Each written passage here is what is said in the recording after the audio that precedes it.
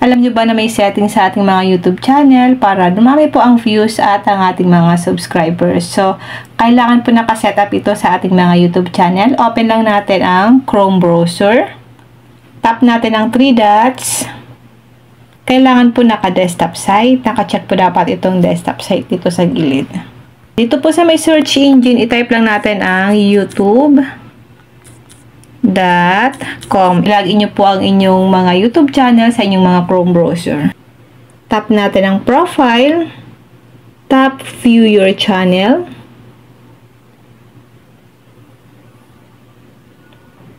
Tap natin ang customize channel. Ito po yung bago kong YouTube channel. Pwede nyo po ako dito i-subscribe.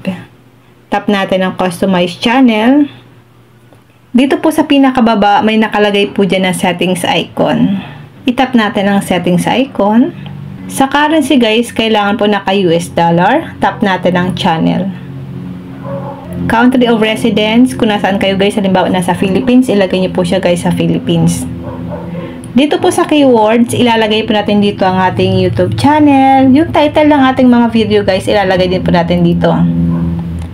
Yung mga tinuturo nyo sa inyong mga YouTube channel. Halimbawa, Facebook tips, ilagay nyo po dyan. Shorts, tutorial video. Dahil po nagtuturo ako dito ng shorts, tutorial video, ilalagay po dito. Then, tap natin itong enter.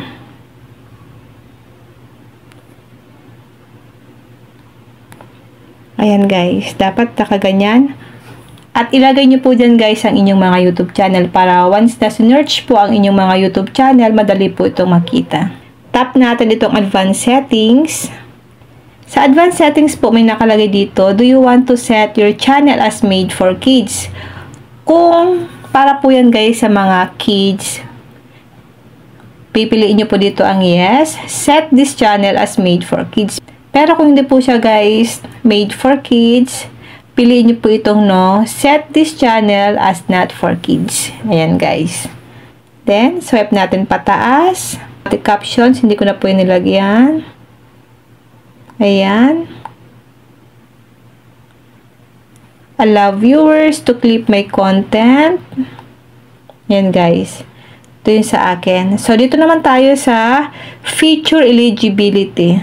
Kailangan po naka-enabled ito lahat. Yung standard features, kailangan po naka-enable yan.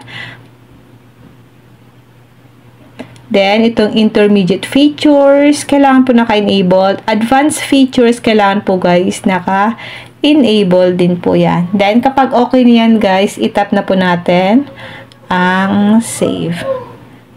Kailangan guys, naka-set po ito sa ating mga YouTube channel para po dumami yung views and subscribers sa ating mga YouTube channel. Yun lang guys, sana po may natutunan kayo sa aking video. Kung hindi pa po kayo nakafollow sa aking Facebook page, pwede nyo po akong i-follow Positive Mind. At sa aking YouTube channel, RK Willow, at sa aking bagong YouTube channel na Positive Mind. Pwede po kayo mag-comment kung may mga katanungan kayo sa aking video. And now, thank you for watching. God bless you all.